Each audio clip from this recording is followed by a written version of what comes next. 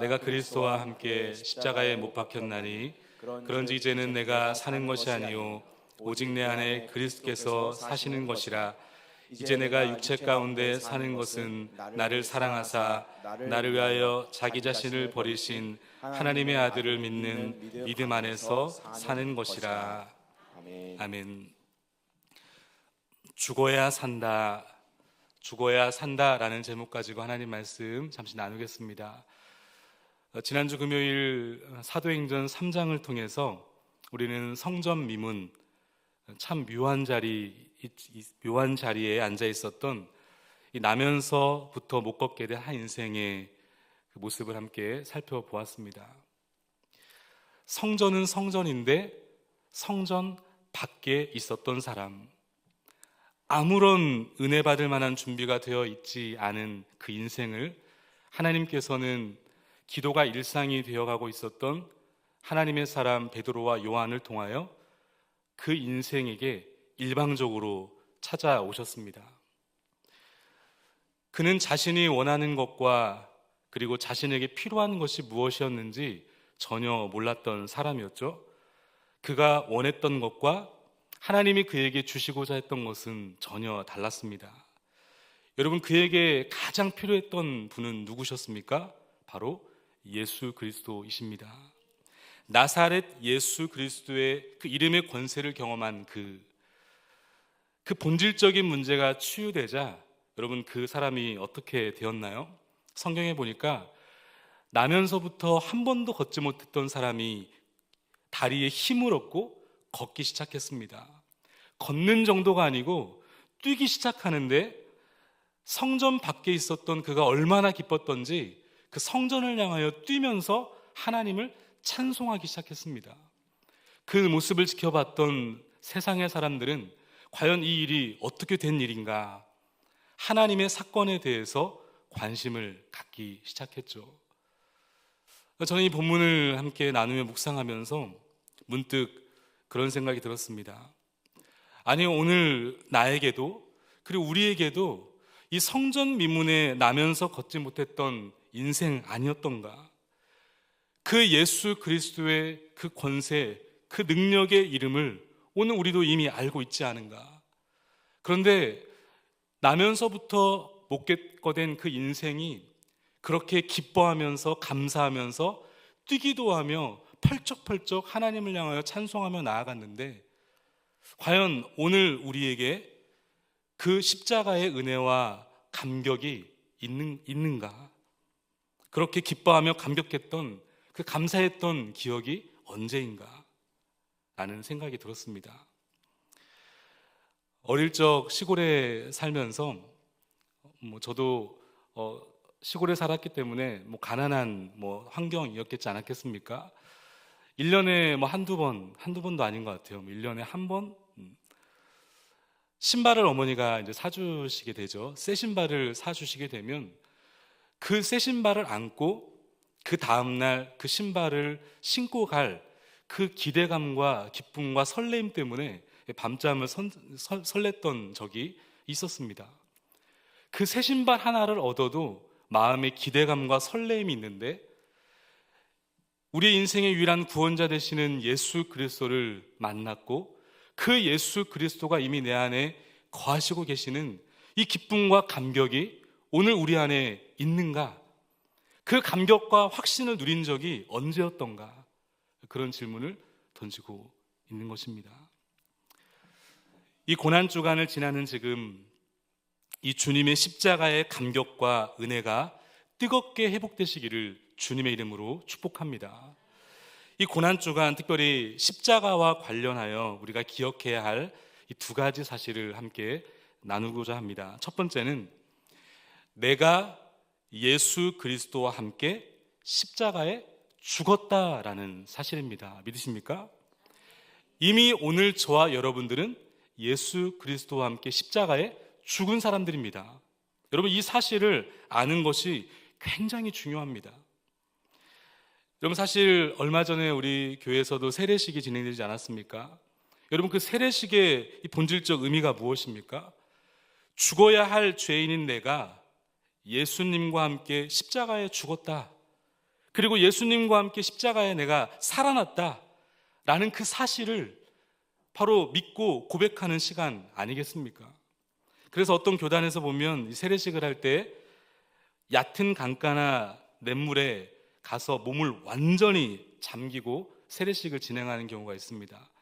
어떤 경우에는 그냥 이 사람을 머리부터 발끝까지 물에 확 처박아 놓고서는, 그리고는 이 사람이 숨을 끝까지 참을 때까지 물 위에 올려놓지 않는다고 합니다.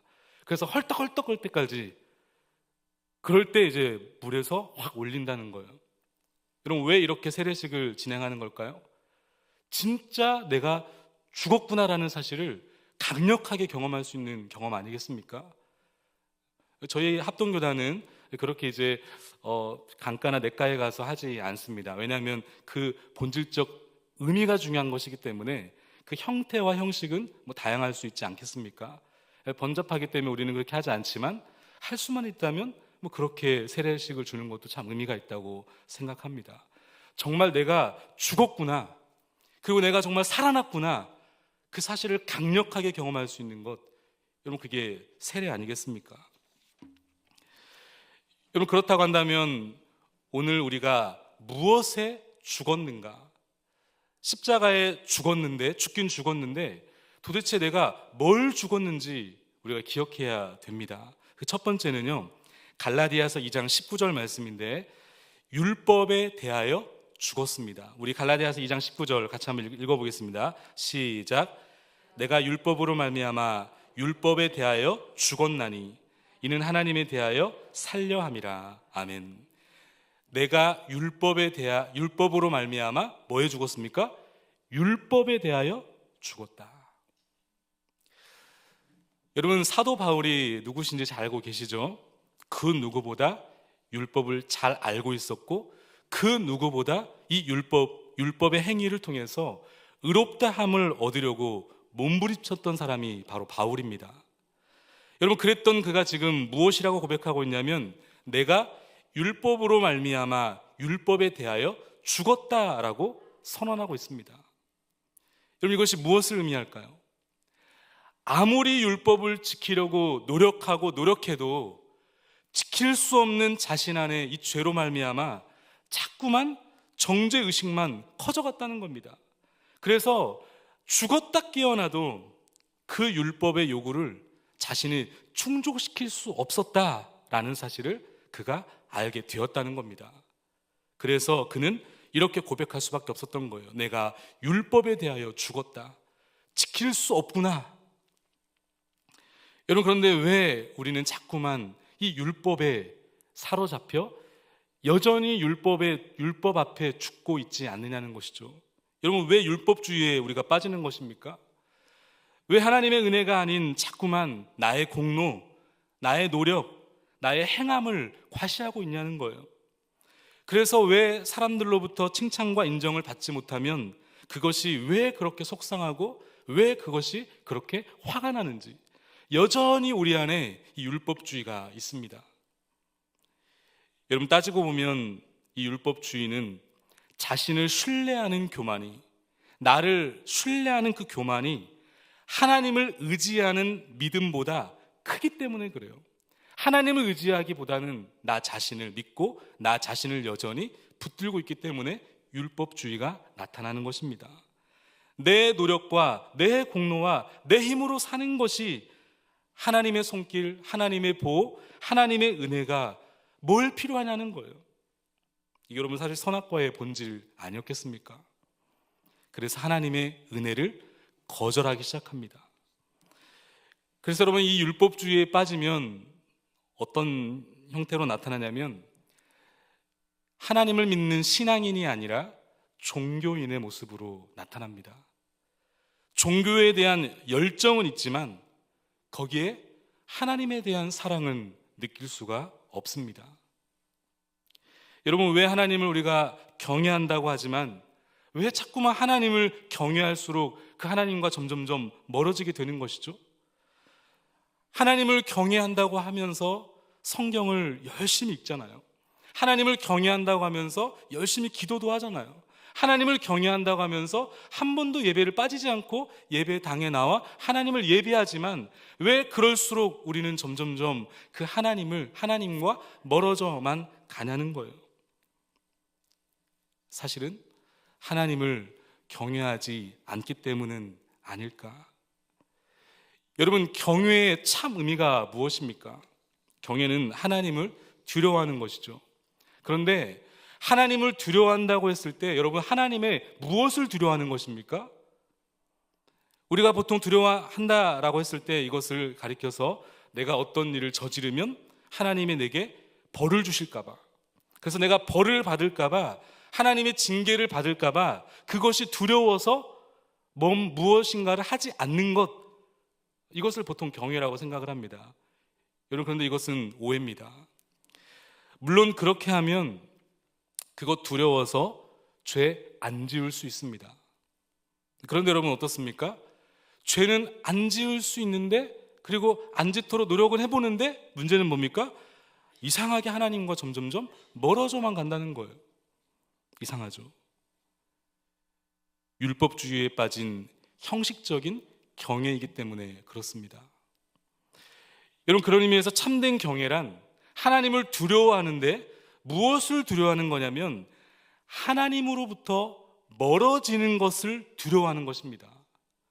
하나님으로부터 멀어지는 것에 대한 두려움, 이것이 경외입니다. 그렇기 때문에 나를 하나님으로부터 멀게 만드는 죄를 멀어지게 할 뿐만 아니라 내가 사랑하는 하나님께 보다 더 가까이 가게 되는 것이죠. 이게 여러분 참된 경외인 줄 믿습니다. 그래서 여러분, 율법주의에 빠진 형식적 경외는 이상하게도 하나님과 자꾸만 멀어지게 되는 것입니다. 종교에 대한 열정은 생기지만 하나님을 향한 사랑은 점점점 느낄 수 없는 상태, 이게 바로 율법주의에 빠진 종교인의 모습일 수 있습니다.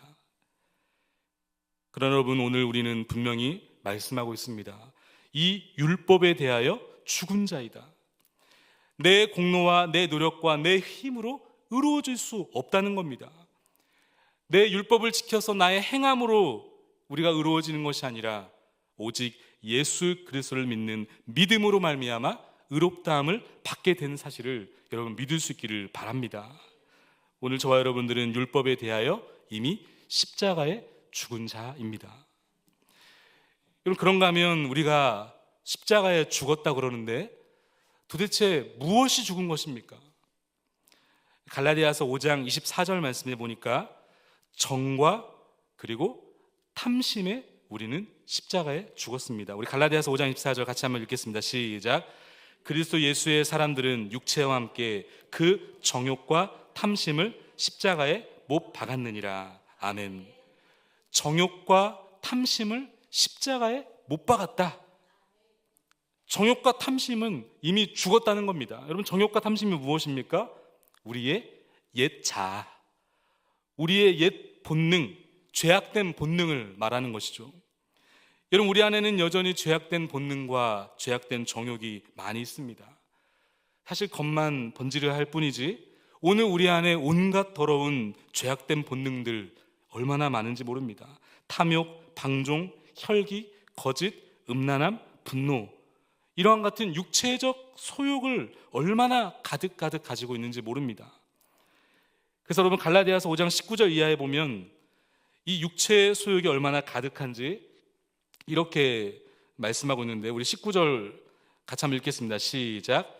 육체의 일은 분명하니 곧 음행과 더러운 것과 호색과 우상숭배와 주술과 원수 맺는 것과 분쟁과 시기와 분냉과 당 짓는 것과 분열함과 이단과 투기와 술 취함과 방탕함과 또 그와 같은 것들이라.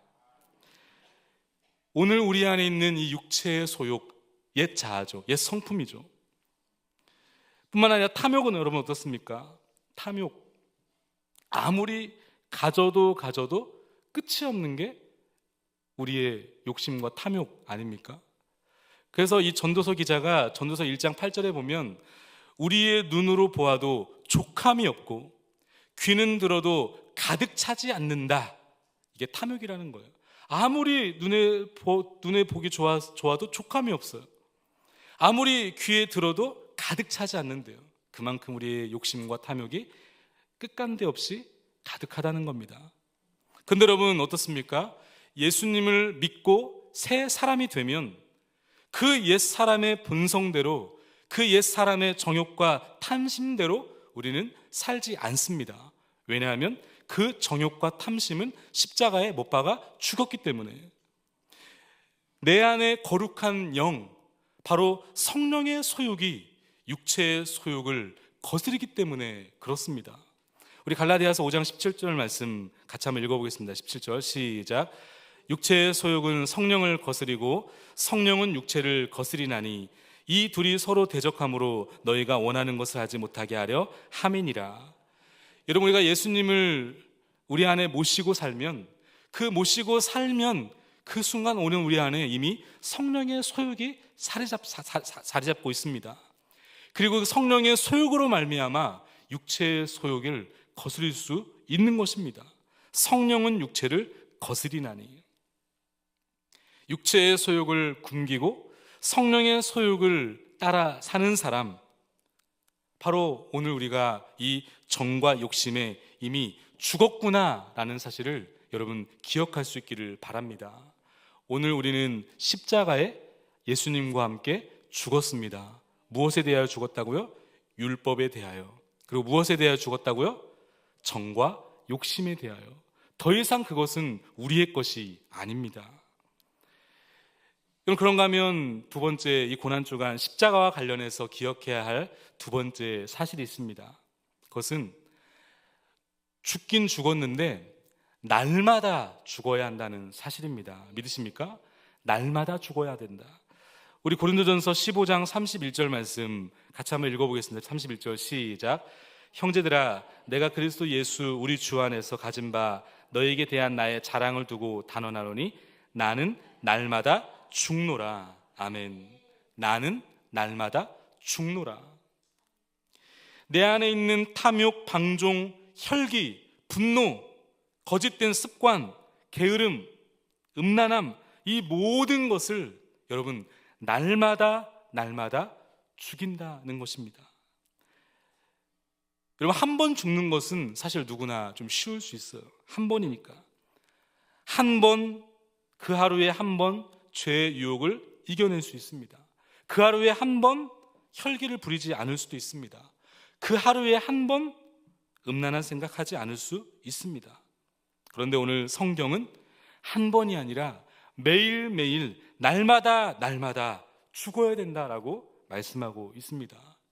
그래서 여러분, 사도 바울은 날마다 나는 죽노라라고 고백했던 것입니다. 여러분, 더 나아가서 사도 바울은 이 고린도 교회를 향하여 날마다 십자가에 내가 죽는다는 이 사실을 오히려 자랑하고 있습니다. 우리 고린도전서 방금 읽었던 31절 말씀을 다시 한번 읽어보겠습니다. 시작. 형제들아, 내가 그리스도 예수 우리 주 안에 가진 바 너희에 대한 나의 자랑을 두고 단언하노니 나는 날마다 죽노라. 아멘.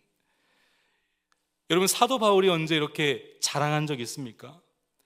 그는 사실 자랑할 것이 참 많이 있었던 사람이었어요. 유대인 중에 유대인이었고 히브리인 중에 히브리인이었고 당대 최고의 석학 가말레알 그 수재 중에 수재였던 사람이, 그 인간적인 자랑하기를 주저했던 이 사도 바울이, 그러나 지금은 나의 자랑을 두고 나는 단언한다, 마음껏 자랑을 하고 있어요. 여러분, 무엇을 자랑하고 있나요? 내가 날마다 죽는다는 사실을 사도 바울은 자랑하고 있습니다.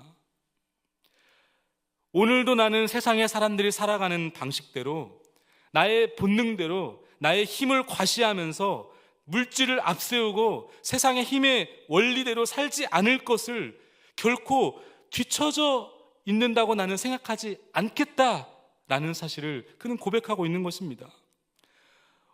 오늘도 나는 부정한 방법으로 돈을 모으지 못하더라도, 그래서 비록 가난하게 살아도 그것이 내게 능력이 없음이라고 생각하지 않겠다, 이런 이야기예요. 오늘도 나는 나의 사업의 현장 앞에서 직장 속에서 학교에서 그리스도인으로 예수님 때문에 어떤 불이익을 감수하더라도, 그래서 실질적으로 그것이 내게 어떤 불이익을 준다 할지라도 교회를 다닌다는 이유로 자존심이 상하는 일이 있어도 손해봐야 하는 어떤 대가 지불을 한다 하더라도 그것을 내가 결코 부끄러운 일이거나 나의 능력이 없음이라고 생각하지 않겠다. 여러분, 이런 이야기입니다. 오히려 도리어 그것을 자신은 자랑스럽게 여기며 그것을 자랑하고 있다는 것입니다. 여러분, 그렇다면 왜 날마다 사도 바울은 자신의 옛 성품, 옛 자아를, 정과 그 탐심을 날마다 십자가 앞으로 나아가 그것을 죽이며 살았을까요? 왜 오늘 저와 여러분들은 날마다 십자가 앞에 나아가 왜 죽어야 되는 것입니까? 그 이유가 두 가지가 남아 있습니다. 오늘 본문에 보면 첫 번째는 그래야 내 안에 예수님이 살아 역사하시기 때문에 그렇습니다. 오늘 본문 20절 중간쯤 우리 같이 한번 읽어보겠습니다. 20절 시작. 내가 그리스도와 함께 십자가에 못 박혔나니 그런즉 이제는 내가 사는 것이 아니요 오직 내 안에 그리스도께서 사시는 것이라. 아멘. 왜 날마다 십자가에 죽어야 되는가? 그래야 내 안에 누가 역사하신다고요? 예수님이 살아 역사하신다고요. 여러분, 앞서 말씀드렸지만 오늘 저와 여러분들은 예수님과 함께 이미 십자가에 못 박혀 죽었습니다. 그러기에 이제는 내가 산 것이 아니라 누가 사는 것입니까? 내 안에 예수님께서 살고 계신 것입니다. 그러니까 이 말은 내가 죽어야 내 안에 예수님이 살아 역사하신다는 의미입니다. 내가 율법에 대해 죽어야 옛 사람의 정욕과 탐심에 대해 죽어질 때 바로 내 안에 계신 예수 그리스도께서 나로 하여금 자유롭게 방해받지 않고 살아서 나를 통하여 역사하신다라는 의미입니다. 여러분, 왜 우리의 삶에 하나님의 역사가 나타나지 않는 것입니까? 오늘 분명 우리 안에 예수 그리스도가 오늘도 시퍼렇게 살아서 오늘 우리와 함께 살고 계시는데 왜 우리의 삶에 하나님의 역사가 나타나지 않는 것입니까? 내 안에 살아 역사하시는 예수님이 나를 온전하게 다스리지 못하기 때문 아니겠습니까? 여러분, 오늘 저와 여러분들을 우리 주님이 보실 때 여러분, 사용하기에 편한 사람이 누구겠습니까? 여전히 나의 옛 자아를 붙들고 여전히 정과 탐심에 가득 사로잡혀서 그것을 붙들고 살아가는 사람을 어떻게 그 주님께서 사용할 수 있겠습니까? 그 주님이 사용하시는 사람은요, 그것들을 싸그리 다 가져다가 날마다 십자가에 못 박는 사람, 그런 사람을 우리 주님은 사용하심으로 오늘도 당신의 살아계심을 바로 세상의 사람들에게 나타내 보이시는 것입니다. 여러분, 아무리 우리가 좋은 대학을 나오고 아무리 좋은 스펙을 가지고 있고 아무리 좋은 능력을 가지고 있어도 여러분, 그것이 십자가에 죽지 않으면 우리 주님이 역사하지 않습니다. 내가 죽어야 우리 주님이 살아 역사하십니다. 내가 죽어야 나도 살고, 내가 죽어야 내 주변의 사람들도 살고, 내가 죽어야 모든 것이 살아나는 것입니다. 날마다 십자가 앞에 나아가 죽는 자가 되시기를 주님의 이름으로 축복합니다. 제가 저희 교회에서 양육을 섬기고 있지 않습니까? 특별히 여러분, 양육의 본질적인 궁극적인 이유는 바로 여기에 있습니다. 특별히 제자훈련은요, 매일매일마다 십자가 앞에 나아가 나의 옛 자아를 죽이는 훈련입니다. 매일매일 나아가 십자가 앞에 나의 옛 자아를 관찰하고 아직도 죽지 못하고 있는 그것들을 꺼내어서 날마다 십자가 앞에 나아가 죽이는 훈련, 이게 제자 훈련입니다. 그 중에서 훈련생들이 일주일에 1회 이상 올리는 게 있습니다. 소위 동행 일기를 쓰는 건데요. 매일매일마다 하루하루 마무리를 짓고 나서 잠자리에 들기 전이든 혹은 저녁 시간이든 조용한 시간에 오늘 자신에게 있었던 하루하루를 점검해 보는 겁니다. 아침에 몇 시 일어나서 아침에 무슨 밥을 먹고 그리고 무엇을 했고 오전에 무엇을 했고 점심에 무엇을 했는지 디테일하게 자신의 하루를 관찰하는 겁니다. 그러면서 묻는 것이죠. 매일매일 자신의 하루를 십자가 앞에 점검하는 것입니다. 깨어있는 동안 쉬지 않고 이렇게 질문하는 겁니다. 하나님 아버지, 제가 무슨 말 하기를 원하십니까? 하나님 아버지, 지금 이 순간 제가 어떻게 행동하기를 원하십니까? 훈련생들은 이 질문을 끊임없이 하게 됩니다. 그리고 마음속에 들리는 성령 하나님의 이 예민하고 세미한 음성에 계속 귀를 기울이는 것입니다. 이게 제자훈련의 본질입니다. 그러면서 자신의 마음을 사로잡고 있는 것이 무엇인가를 분별합니다. 그리고 깨달아지는 것이 있다면 그것을 대적하고, 그리고 끊임없이 어떻게 해야 됩니까? 십자가 앞에 나아가 나는 죽고 예수로 살아갑니다. 바로 이것이 제자훈련, 특별히 이 일기를 쓰는 훈련의 중요한 본질에 있습니다. 그래서 이 제자훈련생들이 일주일에 한 번씩 올리는 글들을 보면 저도 참 은혜가 되고 도전이 돼요. 최근에 한 집사님이 나눈 일기입니다. 이렇게 일기가 시작됩니다. 비가 오는 날이면 물건 밖으로 내놓을 수 없어 일하기가 많이 불편하다. 아마 사업을 하시는 어떤 집사님이신 것 같아요. 상상만 하십시오. 누군지 발견하지 마시고요. 큰 매장이 간절해지는 날이다. 궂은 날씨에도 어떤 젊은 청년이 신제품이 나왔다며 매장에 영업을 왔다. 누군가가 매장에 찾아온 거죠. 나는 물건 사러 오신 손님을 응대하고 있었고 아들이 그 젊은 영업 온 청년과 이야기를 하고 있었다. 귀가 열려 있었기 때문에 그 젊은 영업 청년의 말을 대충 알아들을 수 있었다. 뭐 제품 이런 것이 참 좋고 이것도 좋고 하면서 이미 많은 가게들이 1000개, 10,000개를 갖다 쓰고 있다면서 이 물건 가게에 드리는 게 좋을 것이다면서 매우 공격적으로 영업을 하는 청년이었다. 가게 사업장에 누가 찾아온 거예요. 그래서 영업을 지금 하고 있는 상황입니다. 한번 잘 들어보세요. 남의 가게 불쑥 와서 영업하시는 분의 말이 좀 무례하다 싶게 들렸지만 뭐 거기까지 저분의 영업 스타일이려니 그냥 넘기게 되었는데 문제는 그 다음이다. 우리 매장에 온 한 손님과 대화를 나누더니 자신의 물건이 좋다며 소개하더니 급기야 내 사업장에서 자신의 물건을 거래하는 것이 아닌가. 사업장 주인으로 화가 나는 일 아니겠습니까? 이쯤 가니 우리 가게에 물건을 소개하러 온 것인지 장사를 하러 온 것인지 기분이 나쁘고 불쾌했다. 순간 좋은 말이 나올 것 같지 않았다. 그래서 잠시 생각했다. 지금 뭐 하고 있는 겁니까? 날마다 십자가 앞에 나아가 자신의 자아를 못 박는 훈련을 하고 계신 겁니다. 아마 그랬을 거예요. 그래서 잠시 생각하신 거예요. 계속 한번 들어보십시오. 이렇게 고백합니다. 그리고 그를 보고 말했다. 신제품 괜찮네요. 공장은 어디인가요? 출시는 언제 하시는 거예요? 제품 자료를 좀 받아볼 수 있을까요? 온라인에 올릴 제품 사진 혹은 동영상 같은 자료를 좀 주실 수 있을까요? 그래야 소개를 하니까요. 아마 이제 최대한 정중하게 이분에게 그 제품을 소개해 줄 테니까 관련된 좀 영상이라든지 사진을 좀 요청했던 것으로 보여요.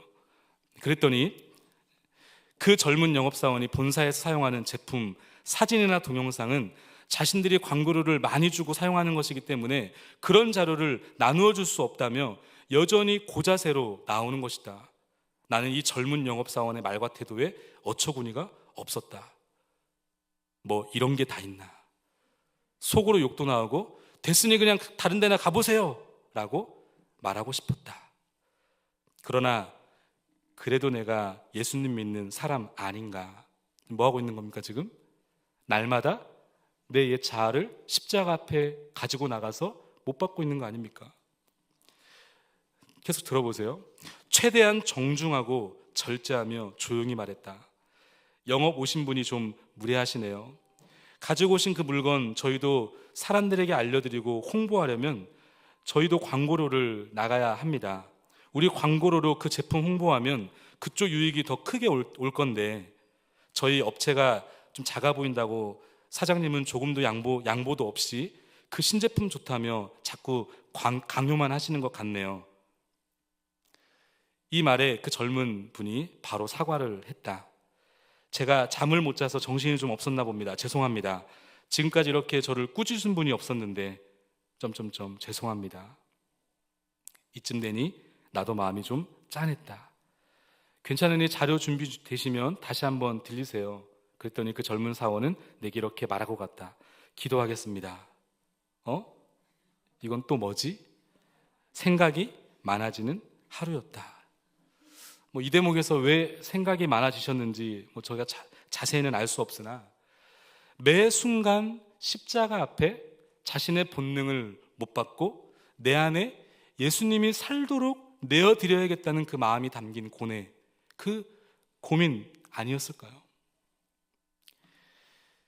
여러분, 그런가 하면 두 번째, 왜 날마다 십자가 앞에 나아가 죽어야 되는가? 두 번째 이유가 있습니다.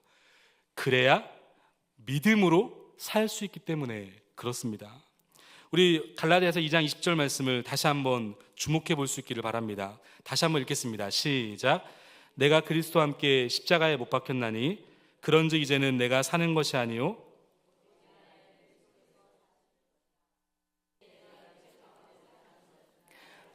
나를 위하여 자기 자신을 버리신 하나님의 아들을 믿는 믿음 안에서 사는 것이라. 아멘.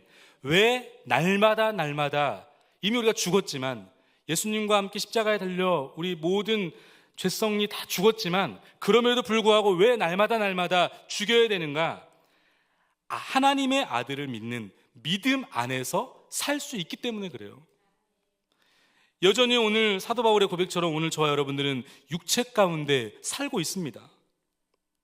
십자가에 이미 예수님과 함께 못 박혀 죽었지만 바울의 고백처럼 육체 가운데 살고 있어요. 육체 가운데 살고 있다는 것은 여전히 내 안에 죄성이 있고 여전히 죄의 유혹이 있고 여전히 내가 세상에 살고 있다는 겁니다. 그런데 사도 바울은 또 말씀하고 있는 거예요. 내가 육체 가운데 살고 있지만 육체의 본능대로 사는 사람들이 아니라는 겁니다. 육체의 본능대로가 아니라 바로 예수님을 믿는 믿음 안에서 사는 사람들이 바로 나다. 오늘 저와 여러분이라는 사실을 사도 바울은 강조하고 있는 것입니다. 여러분, 그러면 예수님을 믿는 믿음으로 산다는 것은 무엇을 의미합니까? 예수님을 믿는 믿음으로 산다는 건 뭐예요? 말씀을 잘 보세요. 성경에 보니까 이제 내가 육체 가운데 사는 것은 그 다음에 나를 사랑하사 나를 위하여 자기 자신을 버리신 이것. 하나님이 나를 너무 사랑하셔서 독생자 예수 그리스도 이 땅에 보내심으로 그를 죽이기까지 나를 사랑하셨다는 거예요. 예수 그리스도가 자신의 몸을 바쳐 자신을 버리기까지 나를 사랑하신 그 믿음을 붙들고 살아간다는 겁니다. 이게 바로 예수님을 믿는 믿음 안에 사는 것을 의미하는 겁니다. 이것을 한마디로 말하면 은혜입니다. 은혜로 살아간다는 거예요. 왜 우리가 십자가에 날마다 못 박아야 되는가? 옛 자아를 못 박아야 되는가? 정과 욕심을 못 박아야 되는가? 그래야 은혜로 살 수 있기 때문에 그래요. 여러분, 하나님의 은혜는 오늘도 우리 가운데 여전히 유효합니다. 하나님의 은혜는 끊일 데가 없었어요. 삶의 마치 배경음악처럼 카페에 가보면 음악이 24시간 내내 카페 운영하는 내내 음악이 들려 나오지 않습니까? 그것이 우리가 잘 안 들릴 뿐이지. 그런데 가만히 집중하고 보면 음악이 조용히 들려요. 하나님의 은혜는 우리가 의식하든 의식하지 않든 오늘 저와 여러분들을 붙들고 있습니다. 그런데 문제는 뭐냐면 그 은혜로 살지 못한다는 거예요. 왜 그렇습니까? 날마다 우리의 정과 욕심을 십자가에 못 박지 않기 때문에. 여러분, 이 은혜를 망각하지 않고 그 은혜로 살 수 있다면 얼마나 행복하겠습니까? 여러분, 은혜가 오늘 저와 여러분들을 강하게 한다는 사실을 여러분 알고 계십니까? 오늘 저와 여러분들이 강하게 될 수 있는 것은 내 삶에 어떤 물질이 풍성할 때, 내가 가지고 있는 재력이 풍성할 때, 내가 나온 학교가 빵빵하고 내가 알고 있는 어떤 유력한 권세자들의 그 사람들을 많이 알고 있어서 그것이 내 삶에 강하게 만들지 않아요. 오늘 저와 여러분들을 강하게 만들 수 있는 것은 하나님의 은혜입니다. 여러분 디모데후서 2장 1절 말씀을 한번 주목해 보시기 바랍니다. 디모데후서 2장 1절 같이 읽겠습니다. 시작. 내 아들아, 그러므로 너는 그리스도 예수 안에 있는 은혜 가운데 강하고. 여러분 우리가 어떻게 강해질 수 있다고 말씀합니까? 은혜 가운데 있으면 됩니다. 여러분 은혜 가운데 있다는 것은 뭐죠? 은혜가 뭡니까? 개념 정리를 정확하게 정의를 내려야 되죠. 은혜가 뭐죠? 자격이 없는, 아무런 자격 없는 자, 이게 중요하죠. 또 하나가 뭡니까? 그런 아무런 자격 없는 자에게 그 다음에 조건 없이 값없이 베풀어 주신 하나님의 호의, 이게 여러분 은혜 아닙니까? 나는 자격이 없다는 거예요. 그럼에도 불구하고 자격 없는 나에게 하나님이 일방적으로 주셨다. 이게 은혜 아닙니까? 이 은혜를 날마다 붙들고 있는 사람, 은혜 가운데 산다는 것은 아무런 자격 없는 나 같은 자에게 하나님이 독생자 예수 그리스도를 보내심으로 나를 얼마나 사랑하셨길래 그 독생자를 죽이면서까지 사랑하셨는가, 그 사실을 잊지 않고 망각하지 않고 날마다 꺼내어서 내가 어떤 자인지, 내가 어떤 은혜를 받았는지를 날마다 붙들어 산다는 겁니다. 그러면 강해질 수 있다는 거예요. 여러분 그런 의미에서 여러분 안에 이 하나님의 은혜에 대한 감격이 있습니까? 고린도전서 15장 10절에 사도 바울의 고백처럼 그러나 내가 나 된 것은 하나님의 은혜로 된 것이니 내게 주신 그의 은혜가 헛되지 아니하며 내가 모든 사도보다 더 많이 수고하였으나 내가 한 것이 아니 오직 나와 함께 하신 하나님의 은혜로다. 여러분 이 은혜의 감격이 오늘 저와 여러분들 안에 있냐는 겁니다. 이 고난주간을 지나가며 준비하며 부활주의를 맞이하는 오늘 우리가 이 고난주간을 함께 준비하면서 특세하면서 가장 먼저 회복해야 될 분명한 한 가지 사실이 있다면 하나님의 은혜 회복 아니겠습니까? 이 은혜의 감격이 주님 내 안에 있기를 원합니다. 여러분 우리는 이 하나님의 은혜에 선택되었어요. 이 하나님의 은혜로 부르심을 입었고 이 하나님의 은혜로 죄사함을 받았고 이 하나님의 은혜로 의롭다함을 얻었고 이 하나님의 은혜로 하나님의 자녀가 된 줄 믿습니다. 이 하나님의 은혜로 구원만 받은 것이 아니에요. 이 하나님의 은혜로 오늘 저와 여러분들은 매일매일마다 때를 돕는 도우시는 하나님의 은혜로 지금까지 살아왔고 지금도 살고 있고 앞으로 살아가게 될 것입니다. 여러분 오늘 저와 여러분들이 여기 예배 드리시는 우리 모든 분들이, 영상으로 함께 예배를 참여하시는 모든 분들이 여러분 하나님의 은혜 아니고서 어떻게 설명이 가능한 분들이겠습니까? 그렇다면 오늘 내 안에 이 은혜의 감격과 확신이 있느냐는 겁니다. 나의 나 된 것은 하나님의 은혜입니다. 이 감격이 오늘 우리 안에 회복될 수 있기를 주님의 이름으로 축복합니다. 하나님의 은혜가 현재 나를 만들었다는 사실이, 이 은혜가 회복될 수 있기를 주님의 이름으로 축복합니다. 그렇다면 여러분 오늘 저와 여러분들은 하나님의 은혜를 아는 자입니다. 이 하나님의 은혜를 아는 자는 여러분 가만히 있지 않습니다. 이 하나님의 은혜를 아는 자는 은혜에 감격하는 것으로 끝나지 않아요. 이 하나님의 은혜를 아는 자는 사도 바울의 고백처럼 영혼을 살리고 그 영혼을 자라갈 수 있도록 애쓰고 수고하는 자까지 나아갑니다. 이 하나님의 은혜를 아는 자는 아무리 힘들고 어렵다는 이유만으로 좌절하거나 절망하거나 포기하지 않습니다. 이 하나님의 은혜를 아는 자는 감사와 기쁨을 잃어버리거나 그저 어떤 의무 때문에 하루하루를 살지 않습니다. 그 은혜를 알기에, 그 은혜가 헛되지 않게 하기 위하여 예수 그리스도와 복음을 위해 힘써 애쓰는 것입니다. 은혜가 우리를 강하게 하는 것이죠. 여러분들 이 은혜가 언제 강하게 된다고요? 십자가 앞에 날마다 나를 자복하며 주님 저는 죽습니다. 이미 저는 죽었습니다. 나의 정과 욕심을 십자가 앞에 못 박습니다 라며 주님의 은혜를 구하는 자들에게 하나님은 이 은혜를 강력하게 부어주신다는 사실을 여러분 믿을 수 있기를 바랍니다. 여러분 신방을 다니다 보면 요즘에 대신방 기간이잖아요. 어르신들, 특별히 실버 어르신들의 신방을 요즘에 많이 하고 있는데 이분들의 이 기도 제목을 받을 때마다 참 굉장히 재밌는 공통점이 있습니다.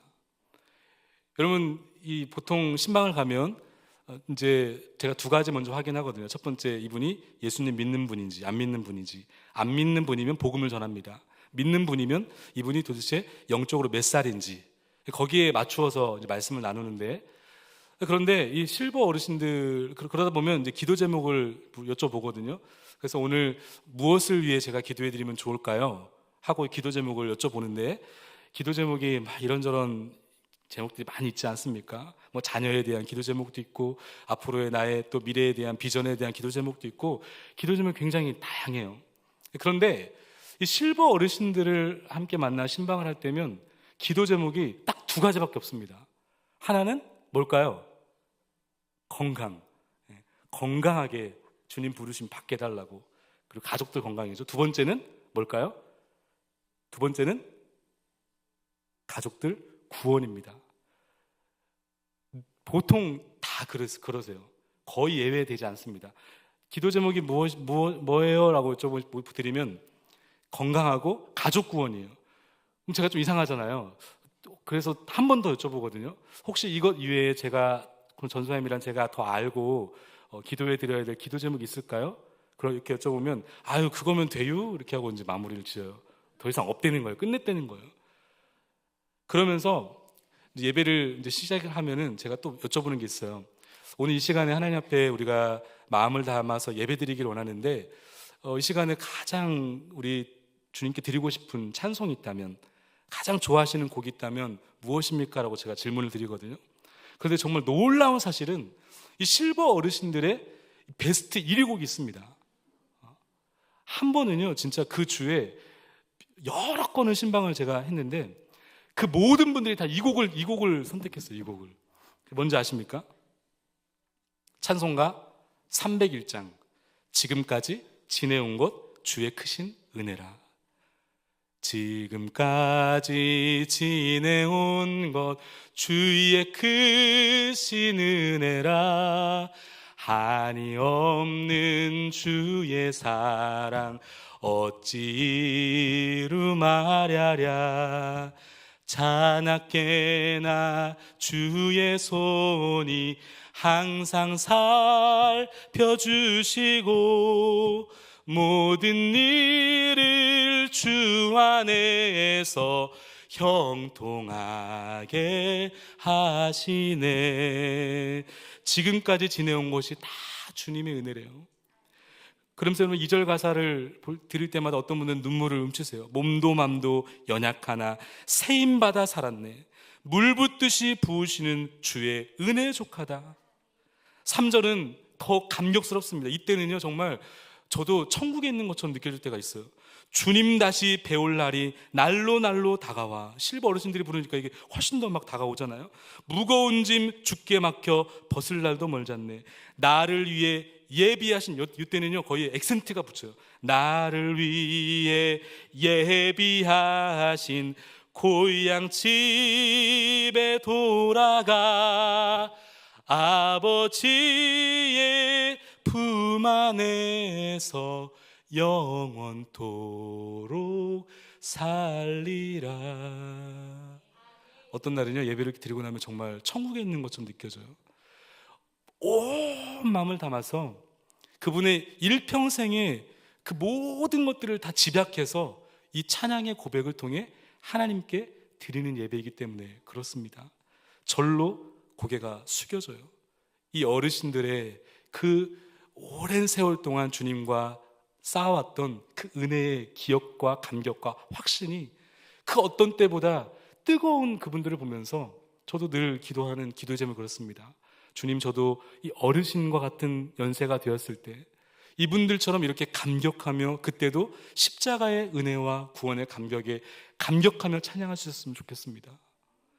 우리 교회 실버 어르신들을 만나볼 때마다 정말 그분들의 하나님의 은혜에 대한 감격 앞에 그리고 확신 앞에 절로 고개가 숙여지게 되더라는 겁니다. 여러분, 왜 이 찬양이 이 어르신들의 베스트 찬양이 되었을까요? 과거도 은혜였고 현재도 은혜였고 앞으로도 은혜로 살아갈 것에 대한 고백 아니겠습니까? 이 은혜를 붙드니까 삶이 단순해지는 거예요. 그러니까 기도 제목이 딱 두 가지밖에 없는 거죠. 삶이 단순해지니까 더 이상 이 땅에 미련과 그게 남아있지 않잖아요. 그저 그냥 주님 부르시는 그날까지 건강, 그리고 또 한 가지, 내가 주님 부르기 전까지 내 사랑하는 내 가문의 가족들, 모든 식구들 주님 앞에 인도하는 것, 여러분 이거밖에 없는 거예요. 이게 여러분 하나님의 은혜로 살아가는 사람들의 특징입니다. 여러분 계속해서 동행전도 축제 우리 함께 준비하고 있잖아요. 고난주간 특세를 통하여 우리가 하나님의 은혜를 함께 누리며 그 은혜를 붙들기를 원하시는 그 중심의 이유가 무엇입니까? 여러분 우리가 영혼 구원하려고 하나님의 은혜를 구하는 것 아니겠습니까? 사람 살리는 것이 여러분 이 교회의 존재 이유 아니겠습니까? 그 사람을 살려서 그 주님 앞에 성숙한 자로 세워가는 것이 우리 교회의 본질 아니겠습니까? 그 일을 위해서 여러분 동행전도 축제 우리가 함께 준비하고 있는 거예요. 말씀을 정리합니다. 오늘 저와 여러분들은 십자가에 이미 못 박은 사람들인 줄 믿습니다. 내 주먹을 믿고 여전히 내 경험을 믿고 내 돈을 믿는 사람들이 아닙니다. 뿐만 아니라 오늘 저와 여러분들이 이미 정욕과 탐욕이 이미 십자가에 못 박은 사람인 줄 믿습니다. 날마다 십자가 앞에 나아가 우리의 옛 자아와 이 정욕과 탐욕을 못 박을 수 있기를 주님의 이름으로 축복합니다. 그래야 내 안에 예수님이 살아 역사하십니다. 그래야 내 안에 십자가 위에서 보여주신 그 하나님의 은혜, 그 믿음을 붙들고 살 수 있기 때문에 그렇습니다. 오늘도 이 고난주간 특세를 함께 또 준비하며 부활주의를 함께 설레임과 기대감으로 맞이하는 오늘 저와 여러분들이 이 하나님의 은혜가 회복될 수 있기를 주님의 이름으로 축복합니다.